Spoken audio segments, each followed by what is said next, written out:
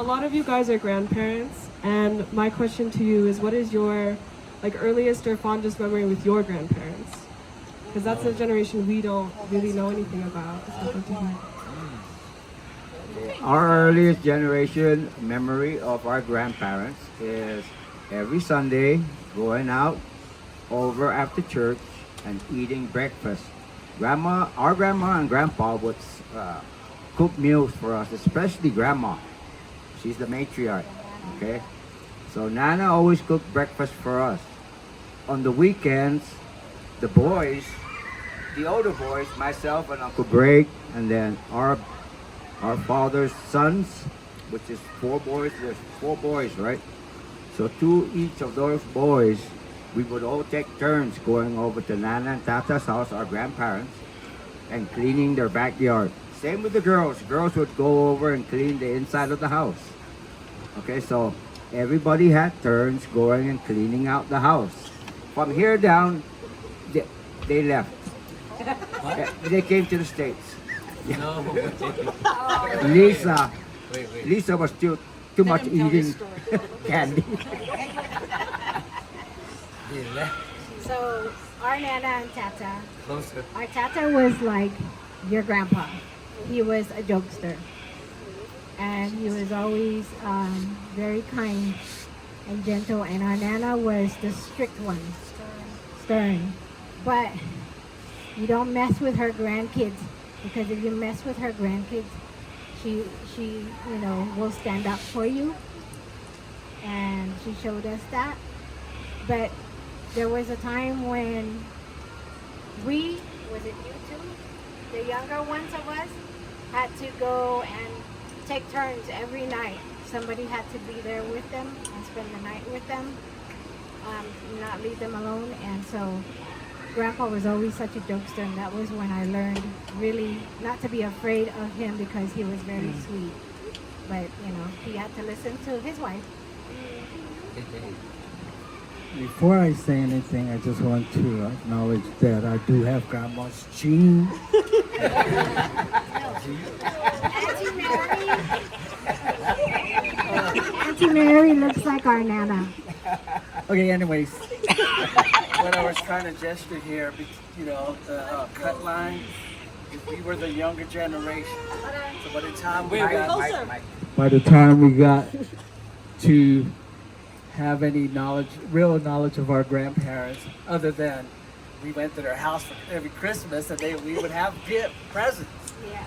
But by the time we were of age, we were the ones that had to sit them, because they were older and they were in, more or less hospice, I guess you could call it that, or whatever, house ridden.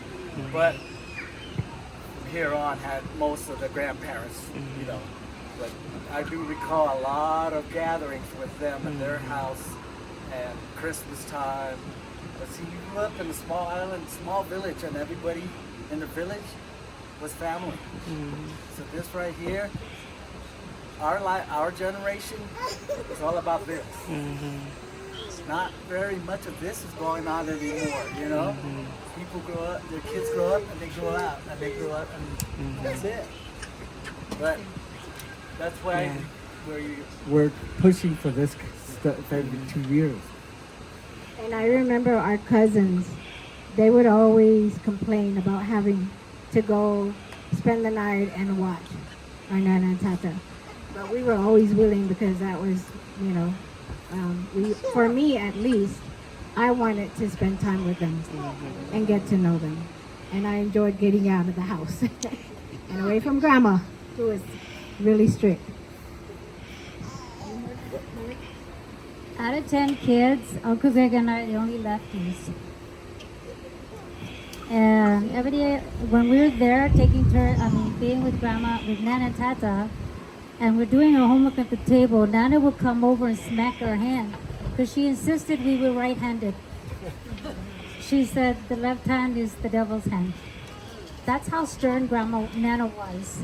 At the same time, between the two of us, and Uncle Greg would tell you that I was the favorite, and of course, I would tell him never, no. But see, Nana would have me stay up late, and she loved the cowboy show, the western show Gunsmoke. She stayed up even up to midnight to watch it. And Tata would say, "Tanana, malat and my fan, come and sleep." And then she would tell Uncle Greg to go to bed, but she'll tell me to stay up. That's why Uncle Greg would say that I was a favorite between the two of us. At the same time, we were pretty much, by the time they came in the scene of helping with Nana Tata, like she said, they were like hospice care. So Uncle Greg and I, and then close Uncle Ning, they were still, moving around, walking around, communicating.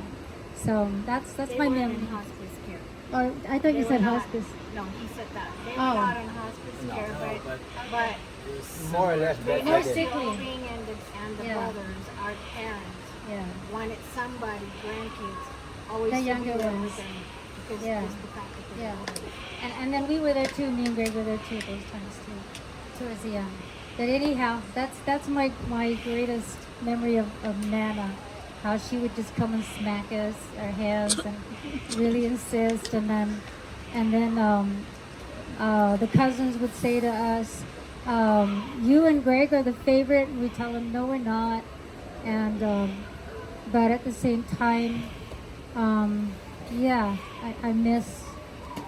They were my first experience of taking care of an elderly. Was my grandparents, Nana and Tata one. Nana Anna and Tata one. Hey, I need to add something real quick. I just want to add that I was just thinking that our gathering every 2 years is no different from our Nana and Tata's gathering every Christmas. Because we will gather just like this, all our cousins, from their kids, Nana and Tata's kids, just like this. One more, you brought up about Christmas. If you turn 13 and Nana and Tata's Christmas at their house, you get $5. Before that, you get toys. But once you're 13, it's $5 and that's it. $5 was a lot. Okay, for all of you guys here, just imagine this. We're 10. Okay, your grandparents, your grandma and grandpa's family, grandpa especially, had 4 kids. Each, for except one, Uncle Greg, who was kind of like in the Navy, but the other 3 brothers had 10 kids also. So imagine every Sunday, 30 kids, little children going with your grandparents and their grandparents, okay, or their parents, going over to Nana and Tata's house to eat. So it was a big family to have to feed, although we know that our parents and the other parents, our uncles and aunts, chipped in on the food to supply what we're going to eat. Okay, but your grandma Sid, pretty much, she was not so much in favor of us, but she was favored by grandma for us to help. I mean, your grandma, she was quite a woman. She'd always send us and gather up the kids to go to the church and clean. Okay, everybody knows that already. Every Saturday, go and clean the church for Sunday. Sunday, go to church, and then Nana and Tata, they were there for us, our support, and we supported them. Okay, to help my younger brother and sisters, the Christmas every year, the parents gave the money to Nana and Tata. That's where they got their money. Nana and Tata provided a sack of rice for each of her 3 boys. There's 4, but Uncle Greg was in the Navy. The 3 boys, their family got a big sack of rice. So our gifts come from our parents, but they told us it was from Nana and Tata. Tata, your great-grandfather is a well-known master mechanic. He was a master mechanic for the Navy. Ricky Badaliu, former governor, wanted to start the first Toyota dealer on Guam. Japan told him, Toyota told him, cannot have a dealership unless you have a master mechanic. Ricky Badaliu went to Tata and said, "One, I need your help. You're the master mechanic in the island. I need a master mechanic." Tata thought about it. He said, okay. They sent Tata to Japan. Tata came back and he trained all the mechanics. So it was Tata who was the enabler to have the first Toyota dealership on Guam. Wow. Okay. Master mechanic, Tata. Your grandfather, Juan, is a master mechanic for the Navy as well. He worked at the Public Works in the Navy in where the airport is at. Your Nana, your great-grandmother, she was a nurse in and during World War II. She was honored 40 years later with just a few more nurses that lived to that point of 40 years. She was honored for all their contributions in saving the lives of our people, our military people, and to include the Japanese. Our Tata and Nana was the head of the village, of our world. Every Sunday, we had to go to Nana and Tata's house after Mass. Every Sunday, not just Juan and Sid, but Anna and Antonio and Ricky and Lou. All my cousins were running around with us at Nana and Tata's house every Sunday, guys. And we couldn't do anything on Saturday or Sunday. Oh, let me backtrack. You left the island, the last person you saw was Nana and Tata. You come back, the first person you saw was Nana and Tata.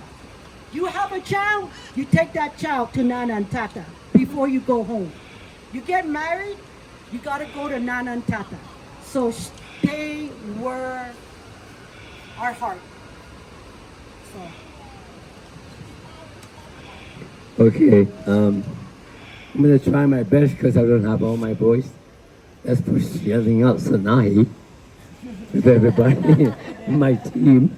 Okay, so my siblings, brothers and sisters down here, their story is mostly new to me.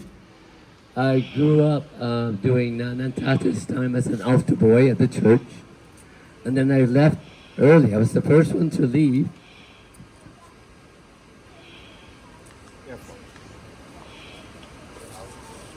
I left for the Air Force. And all that memory I do not have of Nana and Tata. All I remember is Tata was loving and joking the jokester. Loved to drive in his pickup truck. We went in his pickup truck, okay? Even the major parade was up and down our village, dirt road. The one incident was I'm on the back of the truck. Actually, everyone was loaded in the back of the truck and I was chasing after the truck to get in. I jumped in and the tailgate flipped out. And I hit so right around here is his car. I blew open. So that's the memory of the pickup truck in Tata. Nana, I tried to avoid. Because I saw, as much as I saw what she was like with everybody else. And then pretty much, I just kept the distance. If there's anything that's needed, I would help them out. Okay, so my memory of both is very slim to how everybody was treated. I'm getting the story now, mostly Mary and her caregiver, and then from there down, what was going on, from here up to Terry and Chilling. I don't know the story of Chilling and Ned, but I left, and this is mainly all new to me. So now, next question, because we stuck at this too long.